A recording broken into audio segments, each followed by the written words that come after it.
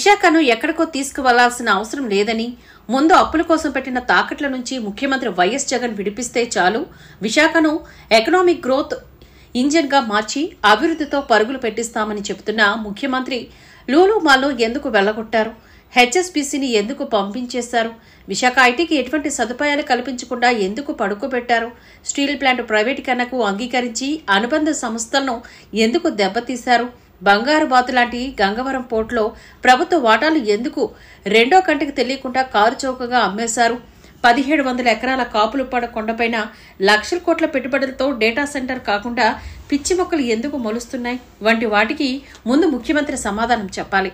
31 మంది ఎంపీలు ఉండి కేంద్ర ప్రభుత్వం ఇస్తానన్న రైల్వే జోన్ కు భూములు అప్పగించలేదని, అసమర్థత, అవినీతి ప్రభుత్వానికి నేతృత్వం వహిస్తున్న జగన్ విశాఖను అంతర్జాతీయ స్థాయికి తీసుకువెళ్తానంటే హాస్యాస్పదంగానే ఉంది.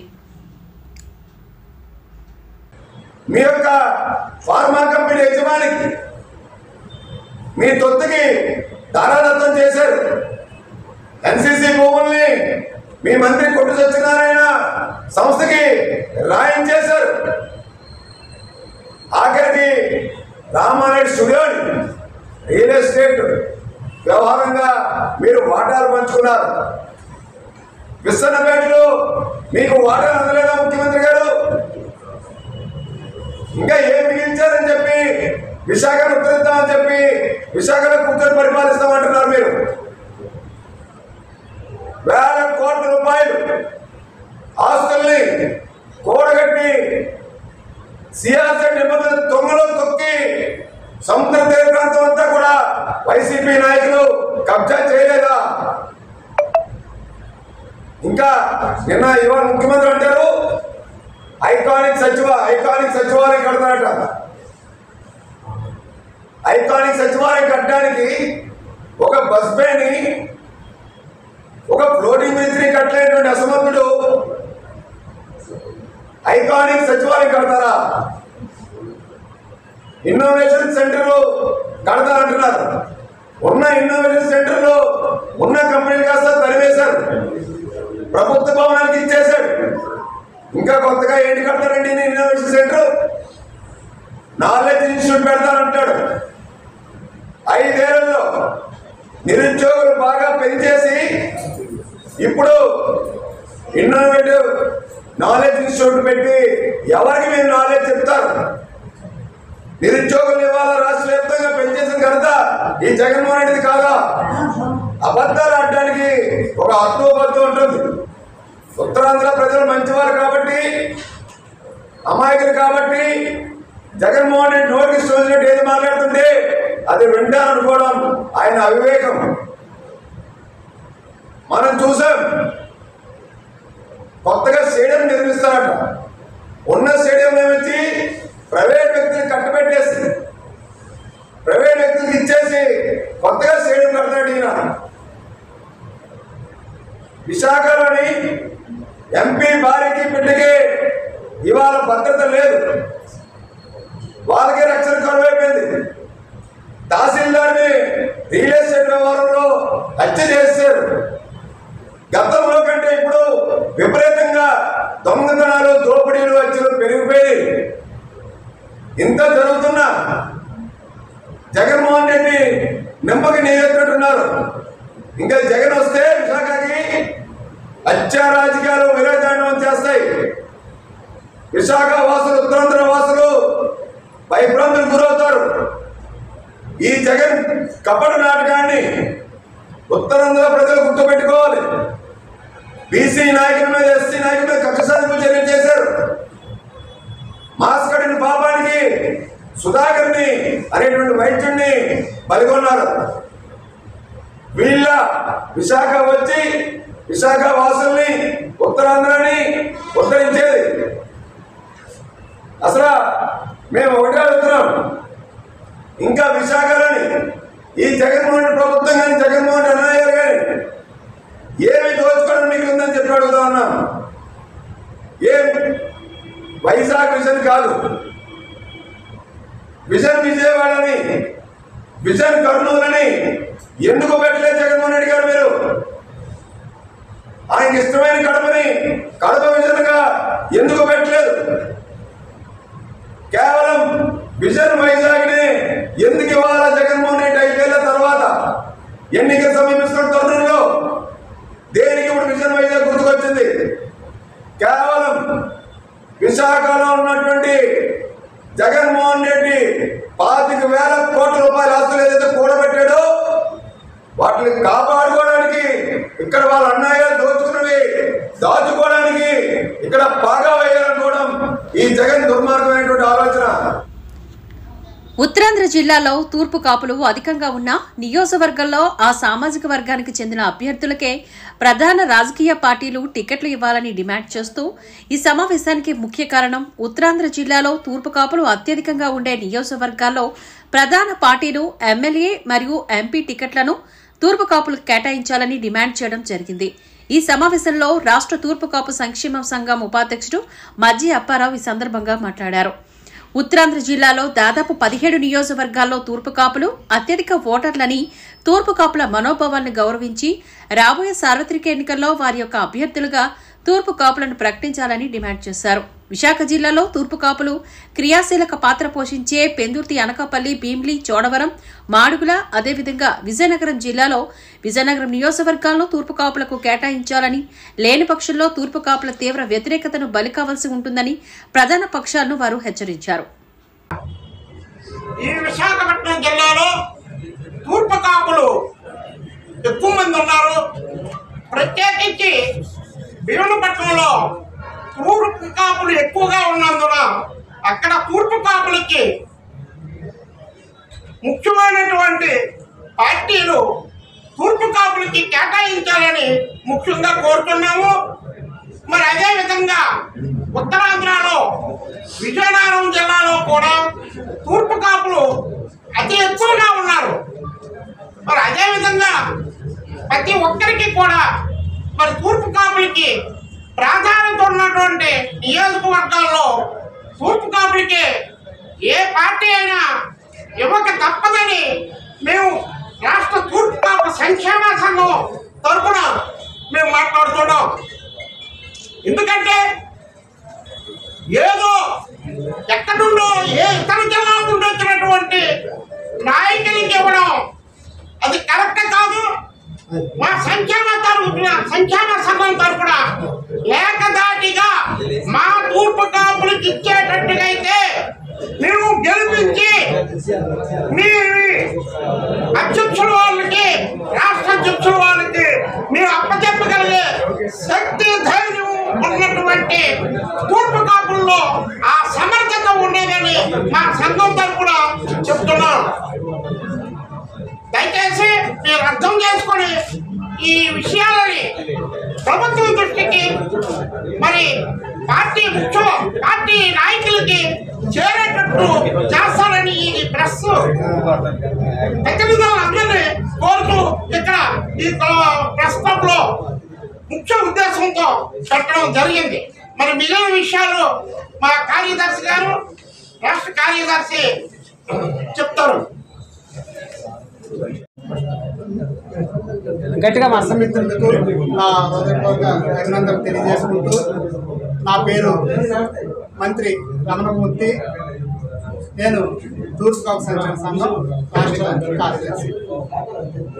మా సొంత ప్లేస్ చీరుపల్లి. అయితే ముఖ్యంగా ఈరోజు మీ సమావేశంలో తెలియజేసింది ఏమన్నా, పెద్దలు గౌరవనీయులు మన సీఎం గారు జగన్మోహన్ రెడ్డి గారికి మరియు ప్రతిపక్ష నాయకులు గౌరవనీయులు పెద్దలు చంద్రబాబు నాయుడు గారికి మరియు జనసేన అధినేత గౌరవనీయులు పెద్దలు పవన్ కళ్యాణ్ గారికి, అలాగే బీజేపీ నాయకులు కూడా నా హృదయపూర్వక ధన్యవాదాలు తెలియజేసుకుంటూ, ఈరోజు ఇక్కడ వెనుకబడిన ప్రాంతం ఏదైనా ఉందంటే ఇక్కడ ఉత్తరాంధ్రలో ఉన్న పరిస్థితుల రీత్యా అప్పట్లో బాగా ఎవరో వచ్చి చేసుకున్నారంటే ఆ రోజు పదవులు మాకు తెలియదు. సాధారణంగా మేము కూడా ఇప్పుడిప్పుడే చదువులు అవ్వచ్చు, ఇప్పుడిప్పుడే ముందుకెళ్తున్నాం. ఈ పరిస్థితుల్లో మేము కూడా టోటల్గా ఉన్న ఉత్తరాంధ్రలో 34 అసెంబ్లీ నియోజకవర్గాలు ఉండగా దాంట్లో ఎట్టి పరిస్థితులు కూడా తూర్పు కాపులకి 3 జిల్లాలు తీసుకుంటే 14 సీట్లు తప్పనిసరిగా ఇవ్వాలని కోరుకుంటున్నాం. అలాగే 3 ఎంపీ సీట్లు కూడా ఉత్తరాంధ్రలో ఉన్న 4 ఎంపీ సీట్లు కూడా ఎట్టి పరిస్థితులు కూడా 2 ఎంపీ సీట్లు అయితే తూర్పు కాపులకు ఇవ్వాలి. అన్ని పార్టీలు కూడా ఇస్తే దానికోసం ఇప్పుడు ఏంటంటే విచిత్రం ఏంటంటే విజయనగరం తీసుకుంటే అక్కడ తెలుగుదేశం వాళ్ళు కూడా ఓసీలకు ఇస్తున్నారు. అలాగే వైసీపీ వాళ్ళు కూడా ఓసీలకు ఇస్తే ఇక్కడ తూర్పు కాపులు ఎంతమంది ముందు కూడా తూర్పు కాపులు అవసరం లేకపోతే బీసీ నేతలు మా మిత్రులు ఉన్నారు, యాదవాస్ ఉన్నారు, పప్పలావాస్ ఉన్నారు, వాళ్ళకైనా సహాయం చేయండి తప్ప అంతా ఓసీలకు ఇస్తే మా పరిస్థితి ఎప్పుడు కూడా మీ వెనకాల మేము పల్లకను వేయడమేనా? మా పరిస్థితి ఇంతేనా? మేము రావడానికి లేదా? ఏదో 2-3 సీట్లు ఇవ్వడం ఆగిపోవడం. ఆ పరిస్థితులు 2-3 సీట్లు అయినప్పుడు కూడా మేము గెలవడం కాదు. మాకు పరిస్థితులు కొంచెం డివైడ్ చేయడం పరిపాలన జరిగేది.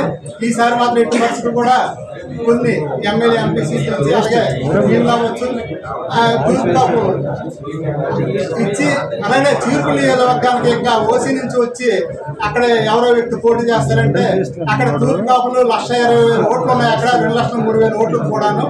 అటువంటి పరిస్థితుల్లో అక్కడికి ఎవరు వచ్చే పరిస్థితి లేదు. ఎవరైనా సరే తూర్పు కాపులకే ఇవ్వండి. ఇది మా యొక్క వినతి. తప్పనిసరిగా మా వాళ్ళు మేము గెలిపించుకొని అన్ని పార్టీలకి న్యాయం చేస్తామని కోరుకుంటున్నాం.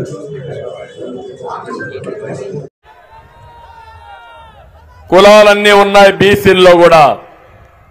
ఇప్పుడే పవన్ కళ్యాణ్ గారు, అచ్చెన్నాయుడు గారు, లోకేష్ గారు చాలా విషయాలు మాట్లాడారు. 153 కులాలు. మీరు లేకపోతే నాగరికత లేదు, మీరు లేకపోతే సమాజ హితం లేదు. ఈరోజు నాగరికతకు, మన సంస్కృతి సాంప్రదాయాలకి చిహ్నం వెనుకబడిన వర్గాలు. ఒక విషయం మీరు ఆలోచిస్తే రజకులున్నారు. రజకులు బట్టలు దొక్కపోతే మనం ఇంత బాగా కనపడే పరిస్థితి రాదు, ఈ మీటింగ్కి వచ్చే పరిస్థితి కూడా లేదు. అలాంటి రజకులకు ఇబ్బంది ఉన్నాయి. అందుకే ఎప్పటి నుంచో కోరారు ఎస్సీ జాబితాలో పెట్టమని. తప్పకుండా కేంద్రంతో ఒత్తిడి పెంచి సాధించే వరకు మీకు అండగా ఉంటామని మరొకసారి హామీ ఇస్తున్నాం. అదే మాదిరిగా చెరువులు, దోబీ ఘాట్లపై మీకు హక్కులుండేటివి, అవి కూడా తీసేశారు. ఇస్త్రీ పెట్లు ఇవ్వడం తీసేశారు. టీటీడీ దేవాలయాలు, ఆసుపత్రుల్లో మీకే కాంట్రాక్టులు ఉండేటివి. ఇలాంటి చాలా పోయే పరిస్థితి వచ్చాయి. దోబీ ఘాట్లకు 200 యూనిట్లు కరెంటు ఉచితంగా ఇస్తే దాన్ని కూడా దెబ్బతీశారు. నేను ఒకటి హామీ ఇస్తున్నా, ఈ విధంగా కొరబ, యాదవులకైతే డైరీ పరిశ్రమలకు ప్రోత్సాహాలు ఇచ్చాం, అవి కూడా తీసేశారు. బంజర భూముల్లో పశువులు మేపుకోవడానికి 559 జీవో ఇస్తే దాన్ని అమలు చేసే పరిస్థితి లేదు. వారికి అందరికీ నేను హామీ ఇస్తున్నా, తప్పకుండా మీ జీవితాల్లో వెలుగు తీసుకురావడానికి ఏం చేయాలో చేస్తామని యాదవులకు హామీ ఇస్తున్నా. వడ్డెర చాలా ఎలాబరేట్ గా చెప్పారు పవన్ కళ్యాణ్ గారు, పూర్తిగా నేను ఏకీభవిస్తున్నా. ఏవైతే రాళ్లు కొట్టేదే వృత్తిగా పెట్టుకుని ఆ రాళ్లతోనే జీవితాలు గడిపి ప్రాణాలు పోగొట్టుకున్న సంఘటనలున్నాయి. అలాంటి వారికి ఆ రాళ్లు కొట్టుకునే హక్కు పోగొట్టారంటే ఏమనాలని అర్థం కావడం లేదు. తప్పకుండా వడ్డీలకి న్యాయం చేసే బాధ్యత ఎస్టీలుగా చేర్చాలని ఎప్పటి నుంచో అడుగుతున్నారు. ఇది సాధించి తీరాలి. దీనికోసం పూర్తిగా మేము మద్దతుగా ఉంటామని వడ్డీ కులానికి హామీ ఇస్తున్నా. ఈశ్వ బ్రాహ్మణులు, ఎందుకంటే టైం తక్కువ ఉంది కాబట్టి అన్ని కులాలు నేను చెప్పలేకపోవచ్చు, కానీ ఈశ్వ బ్రాహ్మణ్ గాని, నూర్ భాషా, దూదేకుల ముస్లిం, మత్స్యకారులకైతే 217 జీవో రద్దు చేశారు. మళ్లీ హామీ ఇస్తున్నాం, 217 జీవోని మళ్ళా తీసుకొచ్చే బాధ్యత తెలుగుదేశం, జనసేన తీసుకుంటాం. ఇవే కాకుండా చేనేత, ఈ నియోజకవర్గంలో చేనేత ఎక్కువగా ఉన్నారు, చాలా ఇబ్బందుల్లో ఉన్నారు. వాళ్ళు నేసే వస్త్రాలపైన జీఎస్టీ వేశారు, అనేక విధాలుగా ఇబ్బంది చేశారు. 217 జీవో రద్దు చేస్తాం. పాత జీవో ఉండేది, దాన్ని కావాలని ఇచ్చేశారు. ఇది ముఖ్యంగా మత్స్యకారుల కోసం. ఇంకో పక్క మీరు చూస్తే చేనేత కోసం వాళ్ళు నేసే వస్త్రాలపైన జీఎస్టీ క్యాన్సిల్ చేసి పూర్తిగా ఆదుకునే బాధ్యత తీసుకుంటాం. నాయి బ్రాహ్మణ్ గాని, కుమ్మర, మేదరి, గీత కార్మికులు, వాల్మీకి బోయ, అరటిక, ఎంబీసీ, పాల ఏకిరి, నగరాలు, కృష్ణ బలిజ, పూసల, దాసరి, అదేవిధంగా బొందిలి, తూర్పు కాపు, నాగవంశం, గాండ్ల, తెలుకుల, పెరిక, ముదిరాజ్, భట్రాజు, సగర, కళింగ కోమటి, కళింగ వైశ్య, పొందర, కోరాకుల, పాల ఏకిరి, జంగం, రెడ్డిక, అయ్యార. లోకేష్ ప్రసంగిస్తుండగా చూస్తూ ఉండిపోయిన పవన్. జయహో బీసీ సభలో నారా లోకేష్ అదిరిపోయే ప్రసంగం. లోకేష్ ప్రసంగం చేస్తుండగా ఈలలు కేకలతో హోరెత్తించిన జనం. లోకేష్ మాట్లాడుతున్నంతసేపు అలాగే చూస్తూ ఉండిపోయిన పవన్. యువత ప్రసంగిస్తుండగా అలా చూస్తూ ఉండిపోయిన పవన్. యువనేత స్పీచ్కి పవన్ ఫిదా అయిపోయారంటున్న టీడీపీ శ్రేణులు. మునుపటితో పోలిస్తే లోకేష్ ప్రసంగంలో చాలా మార్పులు. పంచులు, ప్రాసలు, డైలాగ్స్తో దుమ్ము రేపే స్పీచ్ ఇచ్చిన లోకేష్. భరోసా. బీసీ అంటే ఒక బాధ్యత, బీసీ అంటే ఒక భవిష్యత్తు. బీసీలు బలహీన వర్గాలు కాదు, బలమైన వర్గాలను చేసి చూపించిన ఘనత విశ్వవిఖ్యాత నట సార్వభౌమ స్వర్గశ్రీ నందమూరి తారక రామారావు గారిది. ఆనాడు ఎంతో మంది బీసీ కుర్రోళ్ళకి అవకాశం ఇచ్చి చిన్న వయసులో మంత్రి వర్గానికి తీసుకొచ్చిన ఘనత అన్న ఎన్టీఆర్ది. అంతేకాదు, అన్న ఎన్టీఆర్ తర్వాత చంద్రబాబు నాయుడు గారు కూడా పెద్ద ఎత్తున ఆనాడు బీసీ సోదరుల్ని ప్రోత్సహించారు. అందుకే ఎప్పుడు లేని విధంగా ఇప్పుడు బీసీ సోదరులను ఉపకులాల వారిగా సాధికార సమితిలు ఏర్పాటు చేశాం. దానికి ఒక కన్వీనర్ ఏర్పాటు చేశాం. ఉపకులాల వారిగా బీసీ సోదరులు ఎదుర్కొంటున్న సమస్యలు నేరుగా తెలుసుకునే లక్ష్యంతో ఈ రోజు ఆ సమస్యలను ఏర్పాటు చేశాం. అంతేకాదు, ఉపకులాల వారిగా రాబోయే రోజుల్లో పెద్ద ఎత్తున యువ నాయకత్వాన్ని ప్రోత్సహించే లక్ష్యంతో తెలుగుదేశం పార్టీ ముందరికెళ్తుందని ఈ సభాముఖంగా బీసీ సోదరులు కూడా తెలుపుతున్నా. అంతేకాదు, బీసీ సోదరులందరూ మనం ఆలోచించాలి. స్థానిక సంస్థల్లో 34% రిజర్వేషన్ మనకు ఉందంటే దానికి కారణం ఆ పసుపు జెండా తెలుగుదేశం పార్టీ. బీసీల కోసం సప్లాన్ ద్వారా 36,000 కోట్ల రూపాయలు ఖర్చు పెట్టిన party Telugu Desam party. BC corporation కి 3,000 కోట్ల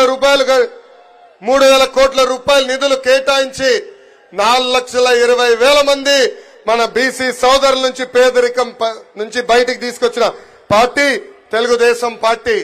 ఆదరణ పథకానికి 1,000 కోట్ల రూపాయలు కేటాయించి పన్నిమోట్లు కూడా అందజేసిన పార్టీ మన party Telugu Desam party. Best available schools, skill development, study circles, విదేశీ విద్య లాంటి అనేక సంక్షేమ కార్యక్రమాలు తీసుకొచ్చిన జెండా మన పసుపు జెండా. చేనేత సోదరులకి, మత్స్యకారులకి, కల్లు గీత కార్మికులకి 50 సంవత్సరాల్లోనే పెన్షన్ కూడా ఇచ్చిన పార్టీ తెలుగుదేశం పార్టీ. ఆనాడు మన ప్రభుత్వ అధికారంలో ఉన్నప్పుడు కేంద్రంలో ఏకంగా బీసీ సోదరుల కోసం ఒక మినిస్ట్రీ ఉండాలని ఆనాడు తీర్మానం కూడా చేసిన పార్టీ మన పార్టీ. కానీ ఈ సైకో జగన్ ముఖ్యమంత్రి అయిన తర్వాత బీసీ సోదరులకి వెన్నుపోటు పొడిశాడు. ఆనాడు ఏకంగా బీసీ సోదరులు వెన్నుముక్క అన్న వ్యక్తి ఈ రోజు బీసీ సోదరులు వెన్నుముక్క ఈ రోజు ఇరగొట్టాడు. స్థానిక సంస్థలో 10% రిజర్వేషన్ తగ్గించి 16,000 మంది బీసీలకి ఏకంగా పదవులు దూరం చేశాడు. అంతేకాదు, ఈ రోజు మనందరం చూస్తే 8,000 ఎకరాల బీసీ సోదరుల అసైన్ ల్యాండ్ ని వెనక్కి తీసుకున్న పార్టీ ఈ వైకాపా పార్టీ. ఆదరణ పథకం రద్దు చేశారు. ఆనాడు ఆదరణ పథకం కింద మన బీసీ సోదరులు 10% డబ్బులు కడితే కనీసం ఆ డబ్బులు ఈ రోజు రిటర్న్ ఇచ్చే పరిస్థితుల్లో లేరు. ఇంకా బీసీ కార్పొరేషన్ నిధులు లేవు. 56 కార్పొరేషన్ ఏర్పాటు చేసిన చంకలు గుద్దుకున్న వ్యక్తులు ఈ రోజు ఏకంగా కార్పొరేషన్ చైర్మన్ కి కుర్చీ గాని టేబుల్ ఇచ్చే. బీసీ డిక్లరేషన్ విడుదల చేసిన చంద్రబాబు పవన్ కళ్యాణ్ 10 అంశాలతో బీసీ డిక్లరేషన్ విడుదల. బీసీలకు 50 సంవత్సరాలకే పెన్షన్ అమలు చేస్తాం. 5 పెన్షన్లని నెలకు 4,000కు పెంచుతాం. ప్రత్యేక రక్షణ చట్టం జగన్ పాలనలో 300 మందికి మాటిస్తున్నా చేసి చూపిస్తా. జగన్ పాలనలో బీసీలకు అడుగడుగున అన్యాయం. నా పాదయాత్రలో బీసీల సమస్యలు తెలుసుకున్నా. చేనేతలకు ఇచ్చే అనేక పథకాలని వైసీపీ సర్కారు రద్దు చేసింది. ఓడిన మంగళగిరిలోనే ఉన్న అనేక కార్యక్రమాలు చేపట్టా. మంగళగిరికి ఇచ్చిన హామీలేవి వైసీపీ నిలబెట్టుకోలేదు. శ్రీ లోకేష్ గారికి, తెలుగుదేశం పార్టీ అధ్యక్షులు అచ్చెన్నాయుడు గారికి, వేదిక పైనున్న మహిళా నాయకురాళ్ళందరికీ, తెలుగుదేశం మహిళా నాయకురాళ్ళకి, జనసేన మహిళా నాయకులు ప్రతి ఒక్కరికి పేరు పేరున హృదయపూర్వక నమస్కారం. వైఎస్ జగన్ అధికారంలోకి రాగానే, అధికారంలోకి వచ్చిన మొదటి 3 నెలల్లో పొట్ట కొట్టింది బీసీలు పొట్టే కొట్టాడు. 30 లక్షల పైచిలకు భవన నిర్మాణ కార్మికులు పొట్టకొట్టాడు ఈ 10 మనిషి. వచ్చి రాగానే ఏలూరులో 2019 ఎన్నిక ఆ రోజున వైసీపీ అండగా ఉంటామని చెప్పి బీసీలు డిక్లరేషన్ ఇచ్చి దాంట్లో ఏ ఒక్కటి కూడా నిలబెట్టుకోకుండా అందరూ నమ్మి ట్రెడిషనల్ టీడీపీ పార్టీని నమ్మి చాలా మంది వైసీపీకి వెళ్ళడం వల్ల వచ్చి రాగానే ఎవరైతే వెన్నంటే ఉన్నారో వారినే దెబ్బకొట్టాడు. ఊహించుకుని 30 మంది పైచిలుకు భవన నిర్మాణ కార్మికులు ఆత్మహత్యలు చేసుకున్నారు. అందరికీ చెందాల్సిన ఇసుక, ఒడ్డెరు కులాలు వీళ్ళందరికీ చెందాల్సినవి కాంట్రాక్టులు కానీ, ఇసుక రీచులు కానీ, క్వారీలు కానీ ఇవన్నీ ఒక కంపెనీ కట్టబెట్టేశారు. మన వైఎస్ జగన్ చేసిన దాంట్లో ముఖ్యంగా వైసీపీ ప్రతిపక్ష నేతగా ఉన్నప్పుడు బీసీల గర్జన పేరు మీద ఏలూరులో ప్రత్యేకమైన సభ నిర్వహించి చాలా హామీలు ఇచ్చారు. బీసీలకి ఏటా జగన్ చెప్పింది, బీసీలకి ఏటా 15,000 కోట్ల రూపాయల చొప్పున కేటాయిస్తామని చెప్పారు. 5 ఏళ్లలో 75,000 కోట్ల రూపాయలు బీసీల సంక్షేమానికి కేటాయిస్తామని చెప్పాడు. వాస్తవానికి 0. బీసీ కేటగిరీల్లో అన్ని కులాలకి 153 కులాలను గుర్తించమని బీసీ సంఘాలందరూ కోరుకుంటా ఉంటారు. దాన్నే కుదించి 139 కార్పొరేషన్లు పెడతామని చెప్పి దానిని 53 కార్పొరేషన్లు కుదించి 56 కార్పొరేషన్లు కుదించి వాటికి కుర్చీలు కూడా లేని పరిస్థితి. బడ్జెట్ 0. వైఎస్ఆర్ చేయూత పథకం కింద 45 ఏళ్లు నిండిన ప్రతి మహిళకి 75,000 అందిస్తామని చెప్పారు. బీసీ మహిళలకి పథకం అందుతున్న లబ్ధిదారుల్లో చాలా వరకు కోత పడతా ఉంది. శాశ్వత ప్రాతిపదికన బీసీ కమిషన్ ఏర్పాటు చేస్తామని చెప్పారు. ప్రత్యేక బీసీ కమిషన్ ఊసేలేదు. బడ్జెట్లో 3వ వంతు బీసీలకు కేటాయిస్తామని చెప్పారు. అది పూర్తిగా విస్మరించారు. ఇందాక బీసీ డిక్లరేషన్ చూస్తున్నప్పుడు బీసీ ప్రత్యేక రక్షణ చట్టం చూడగానే నాకు ఒకటే గుర్తొచ్చింది. వైసీపీ పాలన వచ్చినప్పటి నుంచి దాదాపు 23 నుంచి 26 వేల మంది బీసీల పైన కేసులు పెట్టారు. 300 మంది బీసీలని చంపేశారు.